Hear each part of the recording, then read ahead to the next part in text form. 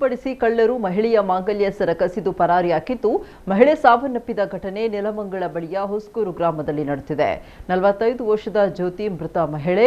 ಜ್ಯೋತಿ ಬೆಳಗ್ಗೆ ಎದ್ದು ಮನೆಯ ಮುಂದೆ ಕಸ ಗುಡಿಸುವ ವೇಳೆ ಬೈಕ್ನಲ್ಲಿ ಬಂದ ಕಳ್ಳರು ಸ್ಪ್ರೇ ಸಿಂಪಡಿಸಿ ಆಕೆಯ ಕೊರಳಲ್ಲಿದ್ದ 70 ಗ್ರಾಂ ಚಿನ್ನದ ಮಾಂಗಲ್ಯ ಸರವನ್ನು ಕಸಿದುಕೊಂಡು ಪರಾರಿಯಾಗಿದ್ದಾರೆ.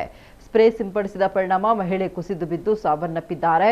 ಕೂಡಲೇ ಮಹಿಳೆಯನ್ನ ನೆಲಮಂಗಲ ಖಾಸಗಿ ಆಸ್ಪತ್ರೆಗೆ ದಾಖಲಿಸಲಾಯಿತಾದರೂ ಮಹಿಳೆ ಮೃತಪಟ್ಟಿದ್ದಾರೆ ಅಂತ ವೈದ್ಯರು ಘೋಷಿಸಿದ್ದಾರೆ. ಘಟನಾ ಸ್ಥಳಕ್ಕೆ ಮಾದನಾಯಕನಹಳ್ಳಿ ಪೊಲೀಸರು ಭೇಟಿ ನೀಡಿ ಪರಿಶೀಲನೆ ನಡೆಸಿದ್ದಾರೆ.